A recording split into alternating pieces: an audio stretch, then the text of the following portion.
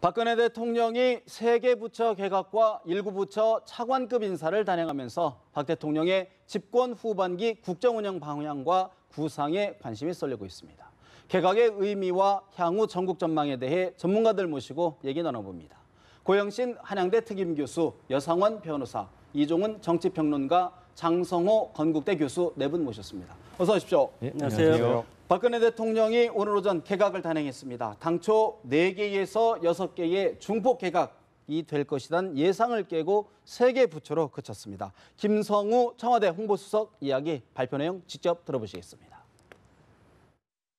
문화체육관광부 장관에 조윤선 전 여성가족부 장관을, 농림축산식품부 장관에는 김재수 현 한국농산식품유통공사 사장을, 환경부 장관에는 조경규 현 국무조정실 2차장을 내정했습니다. 조윤선 내정자는 문화예술 분야에 대한 조예가 깊고 국회의원과 장관, 대통령 정무수석 비서관 등을 역임하여 대통령의 국정 철학을 잘 이해하는 분입니다.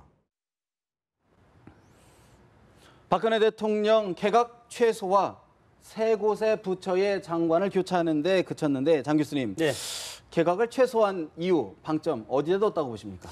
애초에는 6개 정도의 중폭 개각을 예상을 했었는데 외교안보 라인은 연말에 다시 2차 개각을 저는 예고했다고 봅니다. 2차 개각을 예고한 것이다. 왜냐하면 8.27 야당 전당대회도 있고 정기국회 끝난 다음에 이제 연말에 또 정리할 필요가 있지 않습니까? 연말에 청와대 인적 개편도 마지막 할 필요도 있고, 그래서 내년 아니면 1년을 남겨둔 내년 2월을 전후해서 나머지 2차 개각을 할 필요가 있다, 이렇게 판단을 해서 외교안보 라인의 개각은 저는 빠졌다. 예. 이렇게 봤을 때 그렇게 저는 작은 폭의 내각은 아니라고 봅니다. 이것을 보면 어떻게 보면 이제 환경부 장관이라든가 이동필 농림축산식품부 장관, 이분들은 뭐 최장수 3년 6개월, 7개월 정도 지금 했지 않았습니까? 네네.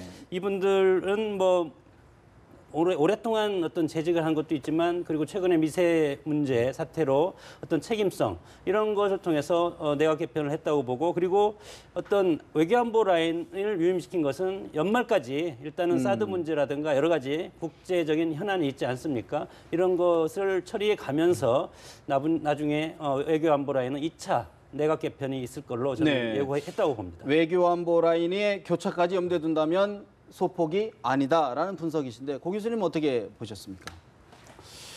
뭐 그런 점도 물론 있으리라고 봅니다만은 예상보다는 좀 소폭이었던 것 같은데, 아무래도 뭐 청와대가 설명한 대로 개혁 과제를 완수를 해야 한다는 그런 측면과 국정의 안정성, 그런 부분에 뭐 초점을 두었지 않느냐 하면서도 과연 이번 개각을 왜 했느냐, 그런 의문을 갖지 않을 수가 없어요. 사실 논평이라고 하기에도 좀 그런 측면이 있는데, 그러면은 개각이라고 하는 경우 뭐 크게 보면은 국정에 동력을 얻겠다든지, 말하자면 개각을 통해서 새로운 사람을 이렇게 받아들이면서 국력을 활성화, 어떤 국정의 분위기를, 전반적인 분위기도 쇄신을 하고 그런 측면이라든가, 아니면 4.13 총선 민의를 수용한다, 거기에 부응하는 어떤 개각을 한다든가, 그런 측면이 있어야 하는데, 이번의 경우는 제가 볼 때는 조윤선 개각 아니냐.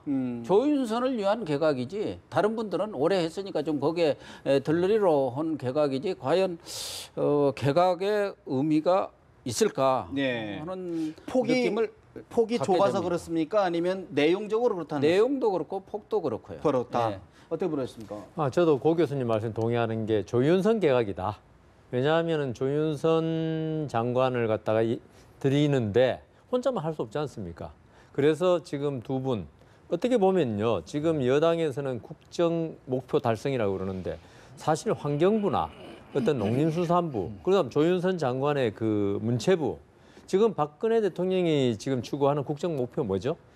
경제 활성화입니다. 경제 활성화, 그리고 우리 뭐 안보 문제 2개인데요. 이거하고 거의 관계 없습니다. 그런데 왜 이 국정 목표 달성을 해서 했냐? 이거는 그냥 명분이고요.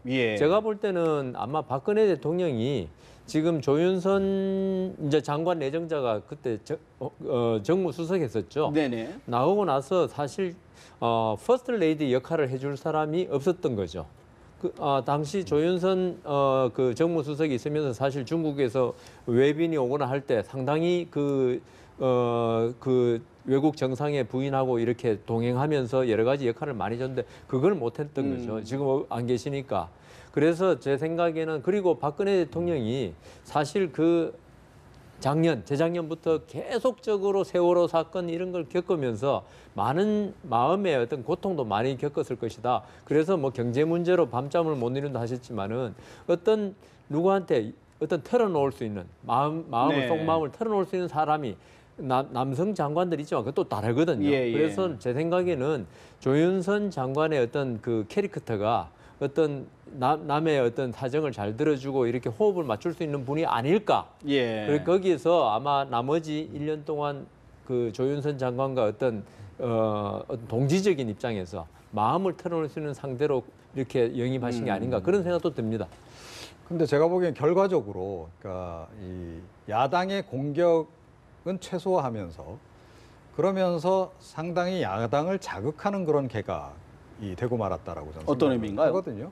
그러니까 조윤선 지금 조금 전에 조윤선 개각이다라는 말씀을 하셨는데, 그러니까 이 조윤선 그 전 장관을 다시 들이는 이 과정 자체가 굉장히 사실은 논란이 될 수밖에 없는 거지 않습니까? 그러니까 뭐 박근혜 대통령의 인사 스타일은 모르는 바는 아니지만, 그러니까 한 번 신임한 사람은 그냥 끝까지 신임하고 계속 쓴다는 거죠. 근데 이게 야당 관점에서 보자면 결국 돌려막기 인사라고 이제 얘기를 할 수밖에 없는 것이고, 그리고 너무 특정한 몇몇 사람들에 대해서만 그 애정을 좀 표시하고 그 사람들을 너무 신임을 하다 보니 그 사람들에게 과도하게 힘이 실리는 그런 현상이 청와대에도 나타나고 있는데 이제는 내각에서도 조차 나타날 수밖에 없는 그런 상황이 돼버렸단 말입니다. 당도 마찬가지지 않습니까? 이정현 대표 지금 마찬가지고 우병우 민정수석 마찬가지고 좀 이런 식이 되면 네. 결국은 그 불통 정치를 계속 하겠다라는 얘기 아니냐라고 그런 의미에서 이제 지금 볼 수밖에 외교안보 없다는 라인에 윤병세 장관이라든가 이른바 국방 통일 쪽에도 지금 전혀 움직임이 없었거든요. 어떻게 보십니까? 그거 역시 마찬가지 아닙니까? 그러니까 이제 본인이 신임한 사람에 대해서는 끝까지 신임을 하고 그 사람에게 힘을 실어주고 이런 행보를 계속 한다는 거죠. 바깥에서 어떻게 평가를 하든 야당이 어떻게 공격을 하든. 자, 그런데 보십시오. 이번 같은 경우에 어찌됐건 인사청문회 별로 할 것도 없습니다. 그러니까 정치적으로 논란이 안 돼요. 이게 야당으로부터 공격을 별로 안 받는다는 거죠. 그러면서도 어떻게 보면 본인의 메시지를 굉장히 강하게 주면서 야당을 정치적으로 굉장히 자극하는 그런 그 행보를 지금 하고 계신 게 아닌가 그렇게 생각합니다. 저도 한 말씀 더 추가해서 한다면은 아마 많은 국민들이나 뭐 야당을 떠나서 국민들이 이번 개각에 대해서 바라고 있는 것은 하나는 쇄신일 겁니다. 쇄신. 좀 내각을 좀 쇄신해 갖고 뭔가 새로운 분위기를 지금 이 침체된 분위기를 깰 수 있는 쇄신을 요구한 거고, 얼마 전에 이정현 대표가 청와대 회동에서 요구한 게 탕평 개각입니다. 탕평. 그런데 그 두 가지 다 이번에는 이번 개각에서는 전혀 반영이 안 됐다는 것이죠. 그렇지 않습니까? 너무 소폭이다 보니까 누가 보더라도 예. 지금 조윤선 장관 내정자 이분이 뭐 그렇게 능력이 있는지 없는지는 제가 잘 모르겠습니다만 대통령 눈으로 볼 때는 아마 능력이 툭 추러신 것 같은데, 제가 느끼기에는 여가부 장관을 하면서도 그렇게 뭐 뚜렷한 어떤 업적을 낸 것 같지도 않고, 정무수석 할 때도 아주 존재감이 없었어요. 그때 유승민 사건 나고 올 때도 뭐전 진위 논란 벌리고 해갖고 도대체 정무수석은 뭐고 있느냐 이런 비난이 많이 있었던 걸 다 아실 거예요. 더군다나 뭐 꼭 이정현 대표가 호남을 배려해달라 뭐 그런 얘기는 하지는 않았던 것 같고, 탕평 인사를 요구를 했는데 그 호남 배려에 의미가 있었던 것 같지만 꼭 호남을 배려할 필요는 네. 없다 하더라도 뭐 충청도 있고 강원도 있고 다 배려를 해야죠. 근데 이번 인사를 보면은 PK, TK 하나 고루 나눠서 영남으로 오고 또 서울을 한 분, 조윤선 서울 이렇게 하셨어요. 그러면은 당 대표가 건의한 내용도 대통령한테는 전혀 먹히지 않은 거 아닙니까? 원래대로 대통령 스타일대로 지금 개각을 했고, 개각에 대해서 감동이 있습니까, 앵커님은? 임팩트가 있습니까? 국민들이 야 이번 개각 정말 잘했어. 우리가 감동을 먹었네. 저렇게 분위기를 한 번씩 바꿔야 뭔가 나라에 그래도 전체적으로 지금과 같은 뭐 네. 여러 가지 불만 불평이 많이 쌓인 상황 속에서 좀 확 걷어내는 그런 인사가 네. 돼야 하는데, 그런 인사를 했다고 생각하시는 분이 과연 시청자나 국민들 얼마나 될까 저는 좀 의문이 일단 갑니다. 제 의견은 밝히지 않겠습니다. 어떻게 들으셨습니까? 글쎄요, 뭐 역대 대통령들이 다 회전문 인사, 노무현 대통령도 그렇고 이명박 대통령도 그렇고 회전문 인사라고 엄청나게 비판을 받지 않았습니까? 대통령이 되다 보면 어차피 인사권으로 해서 통치술의 인원으로서 인사로서 선보이는 것인데 여기에서 이정현 대표가 얘기하는 탕평. 저는 네. 이 탕평이 인위적으로 호남 인사를 갖다가 장관으로 배치하고 하는 것이 저는 정말로 탕평은 아니다. 오히려 인위적인 것은 순차적으로 자연적으로 이루어지는 것이 탕평인데 지금 보십시오. 각 당의 대표들 다 호남 출신 아닙니까? 그리고 국회의장, 부의장 다 호남 출신 아닙니까? 이렇게 봤을 때 거의 우리 사회가 지금 호남을 잡아야만이 다음 대권을 가질 수 있다. 자연적인 저는 탕평 인사가 저는 이루어지고 있다. 다만 내각에서 탕평이라는 것은 호남 출신을 갖다가 임명하는 것이 아니고 각계각층의 전문가 그리고 관료 그 예를 들어서 환경부라면 환경부와 관련된 기재부라든가 오랫동안 관련된 국무조정실이라든가 이런 데 예. 근무했던 분들을 갖다 쓰는 이런 것이 저는 소위 말해서 탕평이라고 봅니다. 예, 사실, 그래서 네. 우리가 인위적으로 호남을 지금 인사가 이재명 대표가 취임한 지 지금 한 열흘 정도 됐지 않습니까?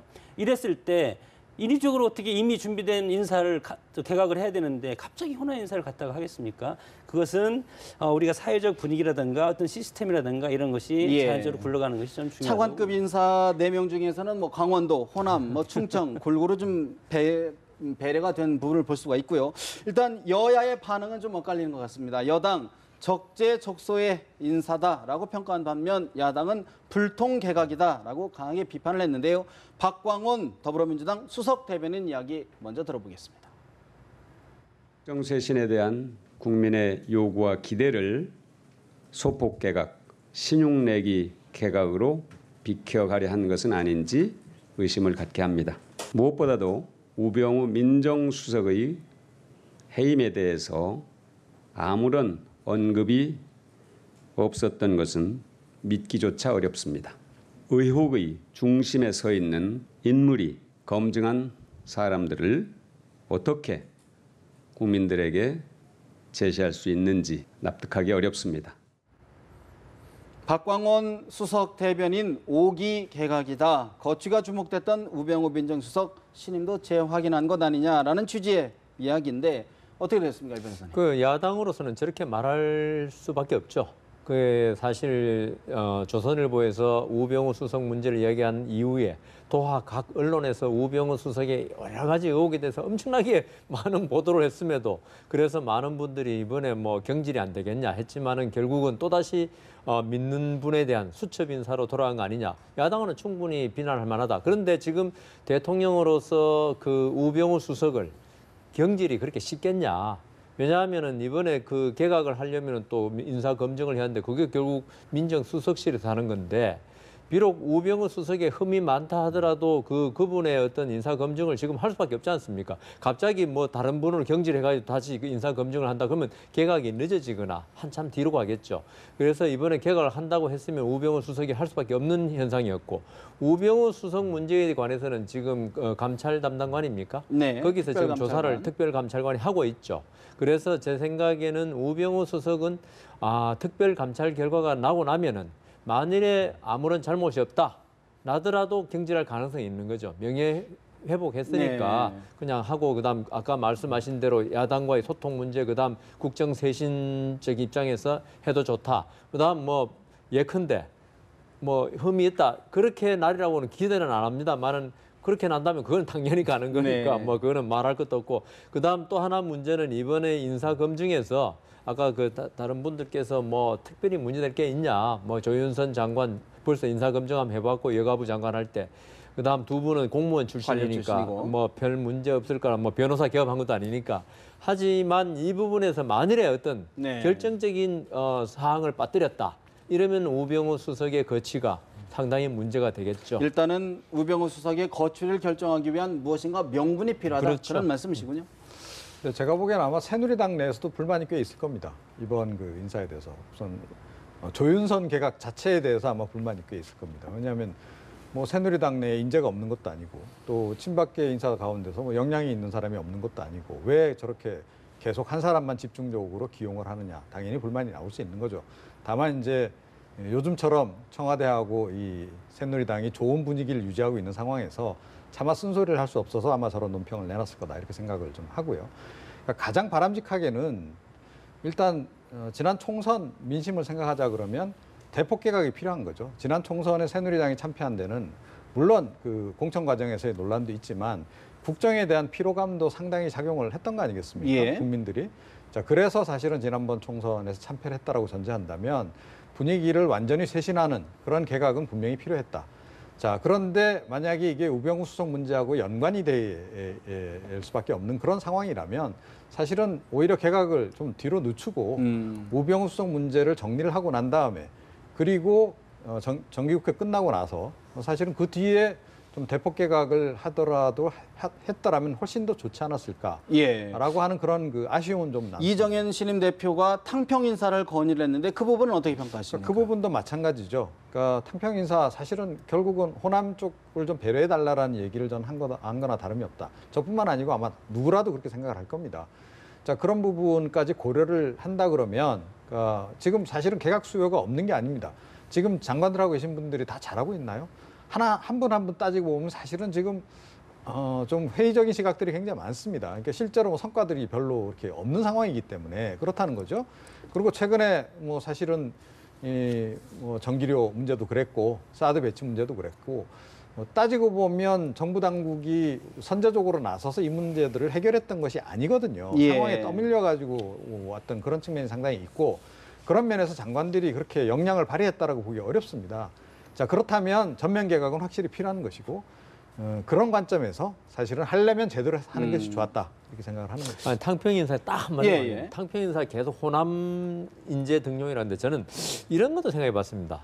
이번에 그 당내를 친박이 완전히 장악한 거 아니겠습니까? 최고위원도 뭐 거의 친박인데 비박의 대표적인 인물을 한번 입각시켰으면 비주류 인사를. 네, 비주류를 그것도 탕평에 이정현 당대표가 꼭 호남만 집어댔겠냐.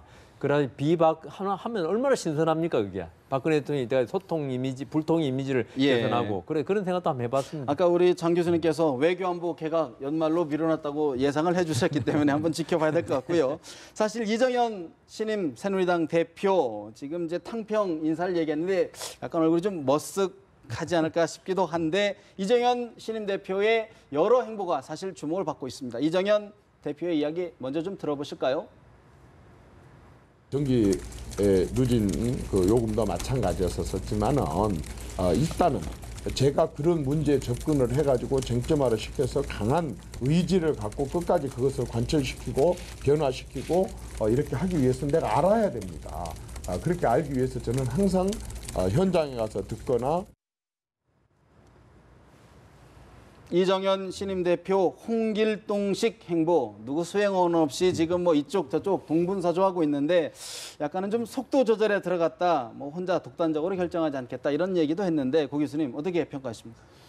글쎄 뭐 홍길동식 이렇게 행보를 한다는데 그런데 언론에는 왜 그렇게 또 다 나죠? 수행원이라든가 기자들한테도 알리지도 않았다는데 또 저렇게 나오는 거 보면 또 홍길동식은 아닌 것 같고 어쨌든 네. 이정현 대표가 본인이 뭐 평의원 때도 그랬고 지난 당권 경쟁 과정에서도 뭐 정말 파격적인 좀 차별화된 그런 행보를 보인 게 사실이고 저분은 아주 현장을 중시하는 현장 정치인이죠. 그래서 본인의 그런 생각대로 이런 지금 광폭 행보를 하면서 자기가 궁금했던 부분 또 현장에 가서 필요한 부분들에 대해서 직접 찾아가는 거 그건 저는 아주 바람직하다고 보면서도 그러나 적어도 이제는 당 대표가 됐기 때문에 당 대표가 통반장을 다 하려고 하면 안 됩니다. 역할 분담을 해주는 것이 바람직하거든요. 네. 그래서 당 대표는 대표로서 큰 줄기를 잡아나가고 그 밑에 분들이 뛰도록 정말 지금 문제는 새누리당은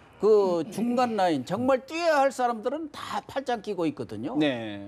그러니까 뭐 부자 정당이라든가 뭐 여러 가지 뭐 비아냥한 목소리들이 나오고 있기 때문에 이정현 대표는 정말 그 호남에서 불문이라 다름없는 데서 정치를 일궈온 분이고 거기서 삼선을 하신 분이고 그렇기 때문에 현장 정치에 강하고 본인이 모든 걸 나서서 해야 직성이 풀리는 분이지만 그러나 다른 네. 분들이 역할을 할 수 있도록 그렇게 좀 독려를 앞으로는 해주시면 좋겠다. 과유불급이란 말도 있지 않습니까?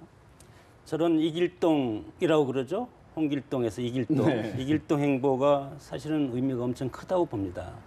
이렇게 일반 국민들은 저렇게 보지만 저것이 어떻게 보면 허허실실전법이라고 아시죠? 그리고 성동격서. 자, 이정현 대표가 저렇게 외부적으로 저렇게 파격적인 행보를 보이는 것은 내부적으로 엄청나게 큰 태풍의 태풍 전야, 태풍이 불 가능성을 저는 예고한다고 봅니다. 이정현 대표의 성공 여부는 당내 세력 교체의 성공 여부인데 곧 닥칠 당무심사위원회를 다시 만들지 않습니까? 이걸 통해서 내부적인 어떤 세력 재편에 성공하냐 실패하냐에 따라서 이정현 대표가 결정하는 것이지 저렇게 파격 행보하는 것은 저것은 정당 대표로서 당연히 할 수 있는 거고 시간만 조금만 투자하면 되는 거 아닙니까? 네. 그러나 저거 그 발 밑에서 오리가 움직이면서 발 밑에는 많이 열심히 움직이고 있지 않습니까? 밤잠 못 자면서 당내 개혁을 어떻게 할 것인가, 인적 쇄신을 어떻게 할 것인가 그것을 고민하고 네. 있기 때문에 정말 엄청나게 큰 회오리 바람이 불 가능성이 조만간 있을 것이다 그렇게 봅니다. 제 생각에는 이정현 지금 대표가 이렇게 많이 돌아다니시는 거 물론 중요하죠. 현장에 목소리 듣는 게 국회의원으로서 당연히 해야 되는데 저는 그 성패는 있죠. 성패. 이거는 그게 얼마나 국정에 반영되냐. 좀 전에 우리 탕평 인사 건의했지만 거의 뭐 아무런 효과가 없지 않습니까? 그 식으로 이정현 당대표가 많이 돌아다니시는 것 못지않게 그게 박근혜 대통령하고 제일 소통이 잘 된다는 분 아니겠습니까?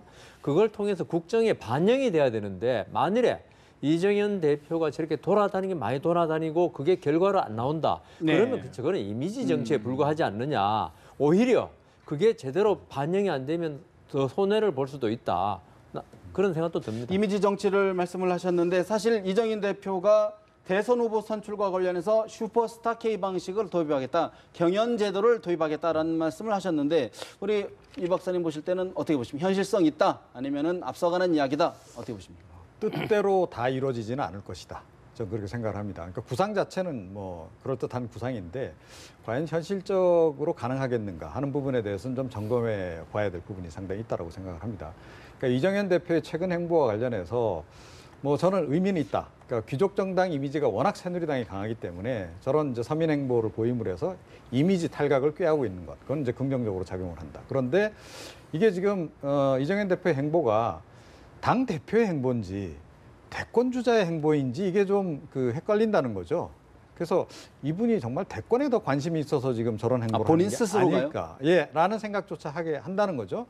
물론 지금 이제 뭐 당 대표가 1년 6개월 대권 전에. 주자로 좀 나갈 수 있는 그런 환경은 아니나 사실은 뭐 당원 당규는 또 바꾸면 되는 것이기 때문에 또 지난번에 또 한번 비주류 쪽에서 주장했던 바도 있고 그 가능성은 좀 열려 있다라고 저는 생각을 하거든요. 그래서 그 한계를 좀 잘 지키는 것이 필요할 것이다. 자, 그리고 그 연장선에서 지금 당내에서 슈퍼스타 K 방식에 도전할 주자들은 어느 정도 형성이 돼 있습니다. 근데 그것만 가지고 안 되죠. 이정현 대표가 지금 계속 강조하다시피 당 외에서 사실은 중량급 인사들이 참여를 해야 이게 흥행이 되는 건데. 반기문 그렇죠. 반기문 사무총장은 사실은 뭐 이미 전 당내 인사라고 봐도 과언이 아닐 정도라고 좀 보거든요. 자, 그럼 반기문 사무총장 이외의 다른 거물급들이 중량급들이 외부에서 이 도전을 해줘야 되는데 과연 그렇게 하겠는가라는 거죠. 이미 너무 반기문 사무총장 중심으로 짜여졌다라고 하는 소문이 확 나가지고 네. 다른 중량급 인사들이 아마 굉장히 주저가 될 겁니다. 들어와서 과연 반기문을 또 친박계가 민다는데 내가 들어가서 과연 뭐 그냥 들러리만 서는 거 아니냐? 자, 그 의혹을 과연 해소할 수 있겠는가?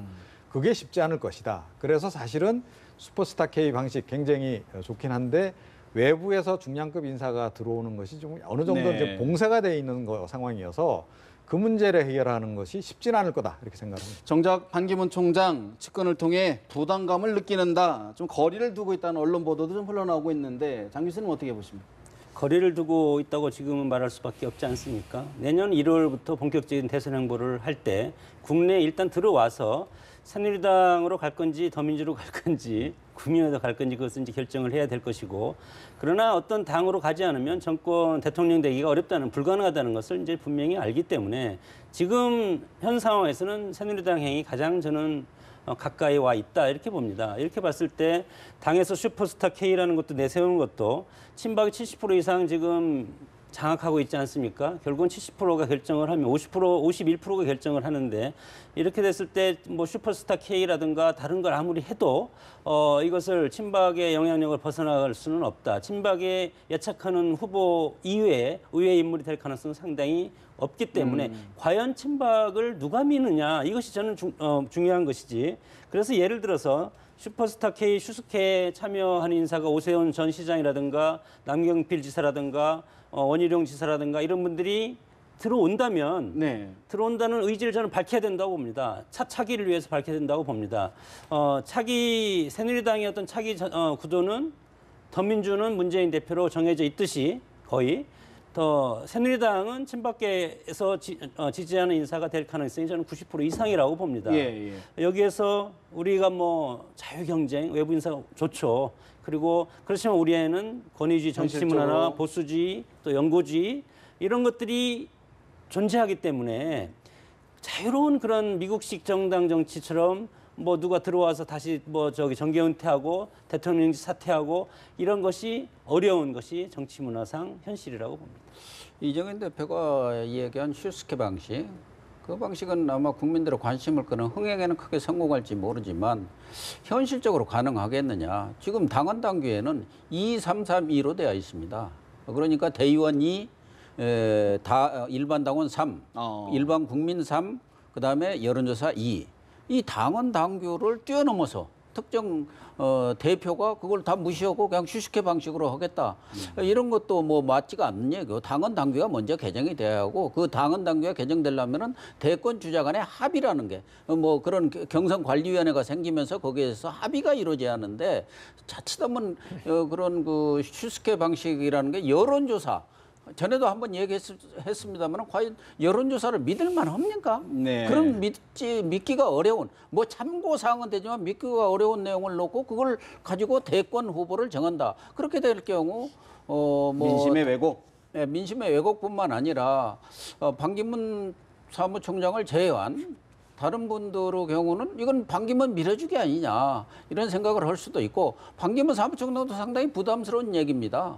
반기문 사무총장은 지금 약간 친박과 거리두기를 하고 있는데 지금 이번 전당대회에서 압승을 했지만 그건 당심이고 민심이 과연 친박과 같이 가느냐 이 부분에 대해서 반기문 사무총장 측은 좀 회의적인 것 아니겠습니까? 그러니까 거리두기를 하고 있는 거고 당장 또 그 슈스케 방식이 도입된다고 하더라도 반기문 사무총장이 12월 말에 끝나고 들어오면 국내에 들어와서 또 준비할 기간도 있을 거고 또 친박에 엎혔다는 그런 인상을 절대 줄이라고 안 할 겁니다.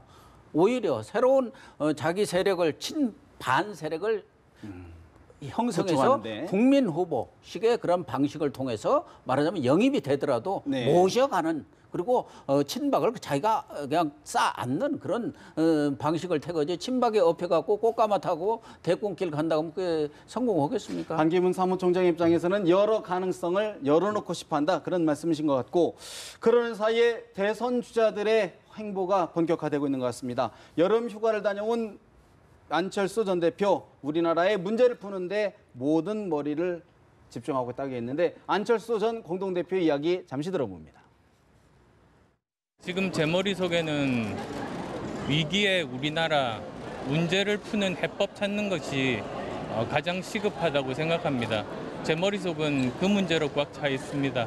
그런 활동들을 통해서 국민의당이 좀 더 국민들 옆으로 다가가고 인정받을 수 있도록 노력하겠습니다. 박지원 대표 포함해서 당 지도부와 함께 의논해서 좋은 방법을 찾겠습니다. 국민의당 안철수 전 공동대표 우리나라의 미래가 뭔지 화두를 던진 것 같은데 국민의당 박지원 비대위원장은 안철수 대표, 전 대표 혼자만으로는 안 된다 이런 계속 이야기를 하고 있습니다. 근데 안철수 전 대표가 지금 대권의 꿈을 간 지 몇 년인데 아직도 우리나라 미래 문제가 아직도 뭔지를 고민하고 해결책을 아직도 못 내놨다는 거 그걸 지금 말씀하신다는 게 있죠. 오히려 지금 박지원 그러니까 비대위원장이 안철수 대표만 안 된다 지금 말씀하시는 거 있죠. 그게 만일에 안철수 대표가 확실한 해결책이다. 이 사람밖에 우리 국민당 없다 그러면 박지원 대표 그 말 쉽게 안 나왔겠죠. 물론 이제 박지원 비대위원장이 그 말 한 거는 이제 흥행을 위해서 뭐 손학규 전 네. 고문이라든가 이런 분이 들어와서 이제 마치 슈스케 뭐 저쪽에서 슈스케 하는 식으로 플랫폼 이제 정당? 이렇게 예. 뭐 그 안철수 대표가 되더라도 어떤 국민적 관심하에 되는 걸 위해서 그렇게 말씀하셨다고 보지만은 지금 저는 안철수 대표 지금 귀국해서 하는 말 도대체 지금 과연 이분이 항상 좀 추상적으로 아니 그 어떻게 보면 당연한 말 아닙니까? 국가에 문제 있으면 풀어야 되고요. 그 문제가 뭐고 그 구체적인 해결 방안에 이때까지 말씀하신 적이 항상 없어요. 새 정치 구체적인 내용이 없어요. 그러니까 항상 추상적이고 이론적으로 뭐 당연한 이야기는 하시는데 이게 국가 정치라는 게 어떤 당연한 이야기 철학이 아니지 않습니까? 국민들이 정말 뭐를 아파하고 그다음 예컨대 지금 그 취업이 안 되면 뭐 때문에 지금 취업 안 되냐? 네. 이거는 글로벌화의 어떤 영향으로 정부와 사회가 발전하면서 어떤 자동화가 많이 되고 하기 때문에 안 되는 거 이런 식으로 말씀을 하시면 구체적으로? 예 그러면 공부를 좀 하셨구나 이럴 건데 우리나라에는 여러 취업 안 되는 문제에서 이걸 해결해야 됩니다. 이거 저도 지금 할 수 있어요. 그 말은. 그래서 안철수 대표가 진짜 대권의 꿈을 가지고 5년 동안 이렇게 내공을 쌓아왔다면 있죠. 네. 이제는 정말 그 보따리를 풀어내야죠. 보따리를 항상 쌓아놓고 이 보따리 속에 뭐 있게 국민들한테 맨날 물어본다면요. 좀 박지원 네. 비대위원장의 말씀이 맞을 수 있다 그런 생각 듭니다. 일부러 안 꺼내놓고 있는 거일 수도 있습니다. 어떻게 생각하십니까? 글쎄요, 뭐 그건 아니라고 보고요. 네. 그러니까 지금 굉장히 정확한 얘기를 하셨어요. 내년 이 시점이면, 그러니까 딱 1년 정도 뒤면 대략 대권 주자가 각 당의 대권 주자가 윤곽이 확정이 됩니다. 그러니까 확정이 되죠. 한 8월 말 9월 초 정도면 그러니까 각 정당의 대권 주자가 결정이 된다는 거예요. 야권도 뭐 단일 후보도 거의 윤곽이 나오는 그런 상황으로 간다는 거죠. 자, 미국 대선 같았으면 이미 공약 다 나왔습니다. 유력 대권 주자도 공약 다 나왔고 지금 한참 경론을 벌이고 있는 거죠. 자, 그런데 지금 우리는 비단 안철수 대표만의 문제는 아닙니다만, 그러니까 심지어 안철수 대표조차도 지금 공약을 내놓고 있지를 않다.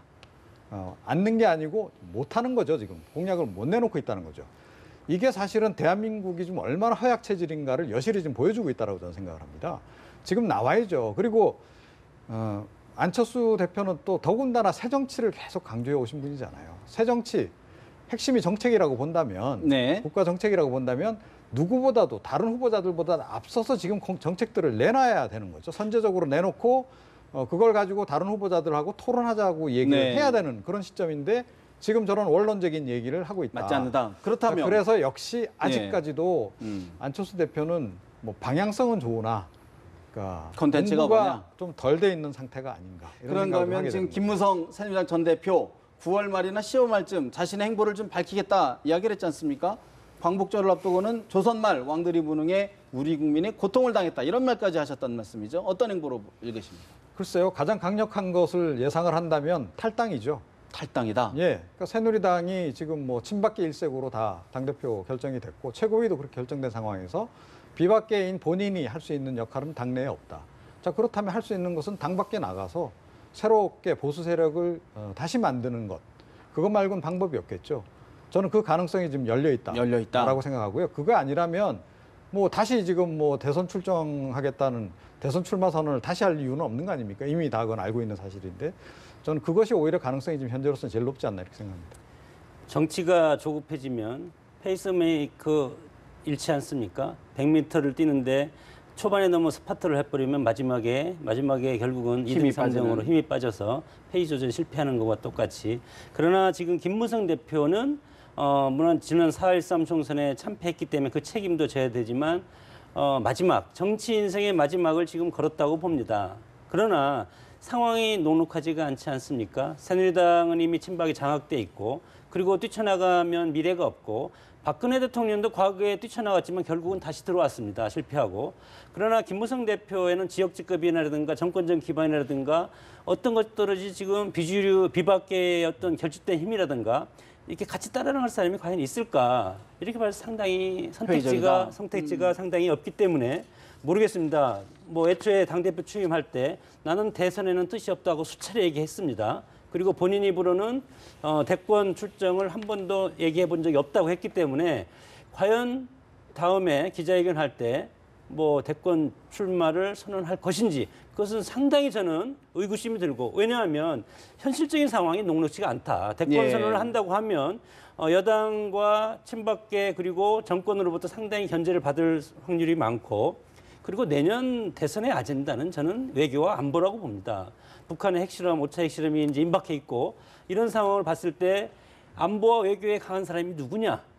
더민주나 국민의당 안철수 의원이 지금 이렇게 헤매는 것도 네. 외교와 안보와 관련해서는 정부를 뛰어넘을 수가 없거든요. 예. 그런 상황에서 상당히 지금 대선 주자들도 내년 대선의 어떤 아젠다 화두를 찾기 위해서는 외교 안보인데 이걸 찾기 위해서는 상당히 어려운 그런 어떤 뭐 상황에 처해 있다고 봅니다. 그런 반면에 야권, 여야의 잠룡들도 꿈틀거리는 것 같습니다. 안희정 충남지사 비전과 소신을 정리하고 있다라고 언론 인터뷰에서 밝혔는데 안희정 충남지사 이야기 잠시 들어볼까요? 모든 정치 지도자들과 또한 도전은 시대적인 소명의식을 자기가 확고히 갖게 된다면 또 그리고 그 소명의식을 감당할 자기 스스로의 대안과 비전이 갖추어졌다면 그것은 우리 모두를 위해서 도전해야 되는 일이라고 생각을 합니다. 그런 점에서 저는 그동안 끊임없이 그런 저의 문제의식과 소명의식을 다듬기 위해 노력을 했고 그동안 그러한 제 비전과 소신을 정리하는 과정에 있다. 이 말씀을 좀 드립니다.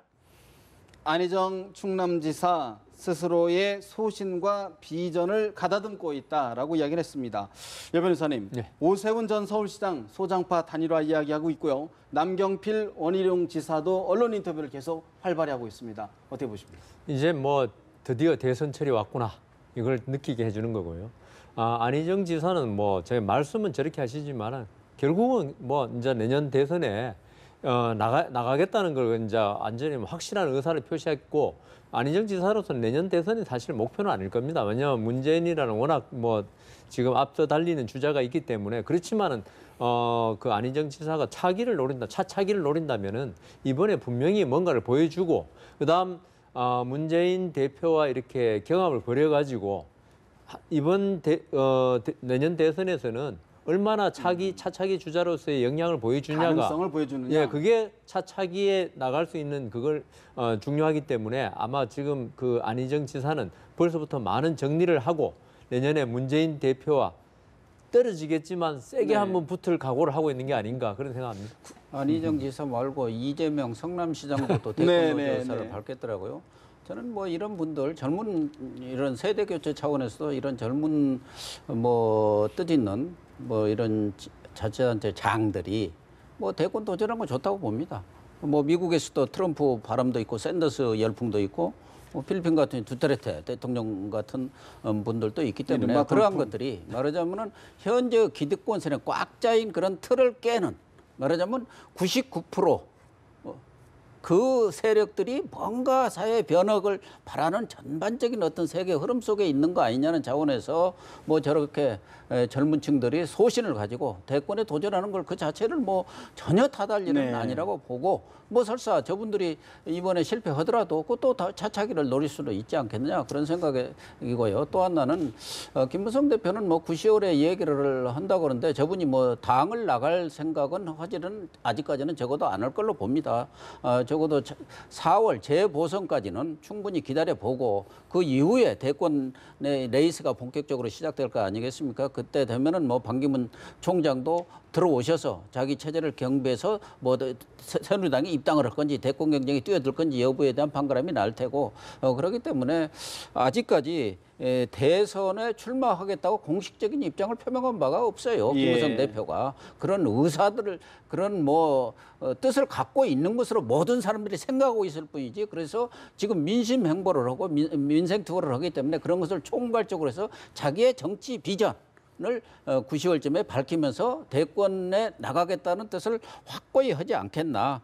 뭐 그런 것과 함께 개헌 문제를 좀 더 강하게 들고 나와서 어차피 지금 김무성 대표로서는 현재와 같은 판에서 어떤 그 대권에 나가기에는 상당한 어려움이 있기 뒤집어야 때문에 된다. 판을 흔드는 방법으로서 개헌 문제에 대해서 정치권에 대다수 정치권에서는 합의가 된 상황이기 때문에 거기에 대해서 박근혜 대통령만 아마 거기에 대해서 물꼬를 터준다면은 아마 개헌 문제는 상당히 급속도로 이루어지지 않겠나 그런 저런 그 정치적 비전을 확고히 자기의 정치적 구상과 비전을 확고히 밝히는 그런 회견이 되지 않겠냐 그런 생각이 듭니다. 그런가 하면 더불어민주당 당대표를 뽑는 전당대회 경선 이제 반환점을 돌아 막바지로 가고 있는 것 같은데 지금 당 경선에서 당 강령의 노동자 표현 문제를 놓고 선명성 경쟁을 벌이는 것 같습니다. 김상곤 후보의 이야기 잠시 들어볼까요? 우리 당 강령 전문에 우리 당이 계승할 정신에 이어서 노동자와 시민의 권리 향상을 위한 노력을 존중한다라고 이제 돼 있습니다. 예. 그런데 이제 거기에서 노동자를 빼는 걸로 당 강령 개정안이 이제 나와서 이 첫 문장을 바꾼다는 것 당의 정체성을 이제 바꾸겠다는 의미로 이제 받아들여질 수도 있고 예. 노동의 가치를 이제 존중하지 않으면 민주주의는 이제 성립하지 않고 이 전제가 지켜지지 않는 한 이제 사회 정의도 경제 민주화도 이제 민주주의도 있을 수 없다라는 이제 그런 취지에서 예. 강령 개정을 다시 재고해야 한다라고 이제 문제 제기한 것입니다. 이종걸 추미애 후보도 비슷한 취지의 이야기를 좀 밝히고 있는데 장 교수님, 김종인 대표 할 얘기가 없으니 선명성 경쟁을 하고 있는 것이다라고 일침을 놨습니다. 어떻게 읽고 계십니까? 뼈아픈 충고를 저는 했다고 봅니다. 사실은 정당이라는 것이 지지 세력을 대변하는 것이 정당인데 더민주의 지지 세력이 노동자 계층만은 아닙니다. 지금은 그것이 소위 말해서 시민사회라고 하는데 어떻게 보면 이것이 대표를 나온 사람들은 선명성이 가장 큰 무기죠. 자기 지지 세력을 하는 것. 그러나 더민주를 지지하는 사람이 과연 지금 다원주의 사회에서 노동자 계층만 있겠습니까? 더 많은 시민사회 영역이 많이 있는데 우리 모든 학교 선생님 모든 분이 다 시민사회 영역이고 학생들도 그렇고 거기에 그리고 대선에서 집권하려면 정당이 보수화 지금 우리 시대가 안보를 중심으로 해서 보수화 경향을 갈 수밖에 없고 이것이 미국식 정당 정치로 가는 건데 이렇게 봤을 때 노동자와 시민의 권리 향상을 위해서 노력한다는 이것 노동자와 시민의 사회는 중첩입니다. 그렇기 때문에 이것이 노동자를 뺀다고 해서 시민사회와 시민과 그것이 중첩하기 때문에 노동자를 폄훼하는 것은 아니다. 오히려 더 자극적인 말이 들어감으로써 이탈 세력이 있을 수가 있다. 그래서 어떤 지지층의 확충을 위해서는 지금 빼는 것도 저는 일리가 있다고 봅니다. 글쎄, 노동자보다는 시민이 더 넓은 개념 아닌가요? 그러니까 노동자를 포함하는 것이 시민이죠. 자, 그런 의미에서 아마 이번에 노동자라는 단어를 빼는 것을 이제 추진을 했던 것 같고 또 지금 더불어민주당이 영국의 노동당이나 과거 우리나라에 있었던 민주노동당은 아니지 않습니까? 자, 또 진보정당으로서 정의당도 있습니다. 노동자, 농민들의 권익을 더 적극적으로 챙기는 굳이 그래서 사실은 그 노동자라는 단어가 강령에 꼭 들어갈 필요가 있는가? 그리고 안 그래도 지금 더불어민주당이 집권정당으로 가기 위해서 우양우 행보, 그러니까 우클릭 행보를 하고 있는 그런 와중 아니겠습니까? 그렇게 본다면 저는 삭제하는 것이 당연한 것이다, 오히려. 그런데 저게 왜 논란이 되느냐? 결국은 그러니까 좀 더 진보성이 강한 그러니까 친노 친문 그 세력들의 지지를 얻지 않으면 지금 당대표가 힘들기 때문에 지금 저러는 거 아니겠습니까? 저는 개인적으로 사회주의자이신 김상곤 전 위원장 같은 경우에는 저런 주장 오히려 할 수 있다고 생각해요. 근데 나머지 두 주자들은 좀 납득이 안 간다는 겁니다. 자, 이런 것들이 좀 교통 정리가 좀 제대로 돼야 되겠다 이렇게 생각합니다. 어쨌든 다소 이념적인 논쟁을 벌이고 있는데 왜 노동자는 들어가야 하고 농민은 들어가면 안 됩니까? 노동자, 농민, 서민, 중산층을 대변하는 정당이 과거에 야당이 내걸었던 정체성이에요. 그 강령이라는 것은 시대의 변화에 따라서 손질이 불가피하고 지금 그걸 손질하자는 것 아닙니까? 전략적으로 보더라도 지금 우파 아니 말하자면 진보 좌파만 가는 안 되기 때문에 중도 우클릭을 하는 그런 상황에 있기 때문에 그런 부분을 반영하자는데 저분들의 생각에서는 민주노총이라든가 또 한노총 같이로 그쪽에 대의원 표가 있기 때문에 그 표심을 겨냥해서 좀 강경 발언을 하는 거 아닌가 그런 생각이 듭니다. 사실 추가 경정 예산안 심사를 위한 8월 임시국회도 시작이 됐습니다. 하지만 서별관 회의 청문회를 놓고 또 여야가 첨예하게 대답을 하고 있는데요. 민생 현안 먼저 짚어주시길 기대해 봅니다. 네 분 말씀 여기서 줄이겠습니다. 고맙습니다.